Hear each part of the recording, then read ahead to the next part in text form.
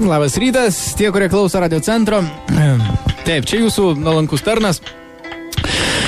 Mūsų studija yra pavirtusi masažo salonu. Čia yra Azijos spa, žodžiu, ir verslaikraščiai kaip niekada nuostabus ir taip galėtų būti kiekvieną antradienį. Ne viena, 2 moteris iš Tailando atvyko pas mane ir dabar aš esu pagulytas ant pilvo, ant stalo, masažinio stalo ir kaip girdi, ten kažkas kalena.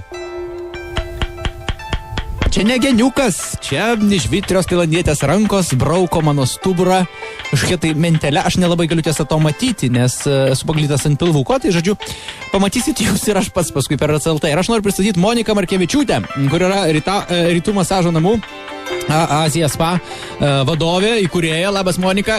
Sveiki. Jeigu gali arčiau, šiek tiek, taip čia aš priremtas esu. Tai trumpai dabar apie šitą salioną nuostabų, kuris pasirodo į darbovietę gali atvažiuoti, net papasakot. Taip, mes iš tikrųjų galim atvažiuoti ir į darbus, ir visur, kur jums reikia padaryti tailandietiškus masažus. Taip, ir visos tailandietės turi vardus, kiek žinau, tokius vakarietiškus, nes tailandietiškai jūs jau neištartumėt. Tai yra Joy ir Air. Who is Joy? Joy. Žodžiu, mane masažuoja Air. Joy kol kas laukia dar savo didžiosios eilės. O, kaip maloniai dabar. Jeigu dar nebuvot niekada Tailande, tailandietiško masažo nepatyrėt, tai ne visada jis būna švelnus, galiu pasakyti. Ir jautrų žmonės nereikia pas jūs skaityti.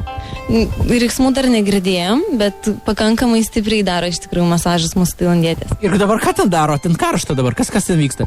Mes būtent dabar tą ryšulėlį žalelį tailandietiškų, mes jį pakaitinam garuose ir dabar su juo tiesiog darom jų masažą.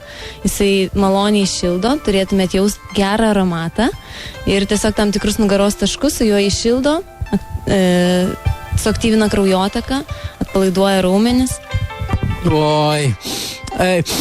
Feel good smell on the air and feel big joy. Mane Air masažuoja, Joy kol kas stebi. Ir mylėjai, žinokit, aš jau pasišnekėjau tailandietiškai, tai jau kalba tiksliau, su mielom poniom ir netrukus priversiu ir jūs tai padaryti.